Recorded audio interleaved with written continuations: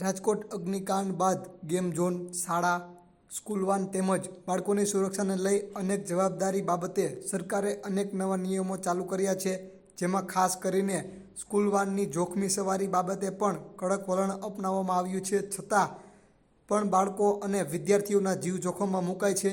વડોદરામાં એક સોસાયટીમાંથી પસાર થતી સ્કૂલ વાનમાંથી અચાનક દરવાજો ખુલી જતા 2 બાળકો નીચે પટકાયા હતા.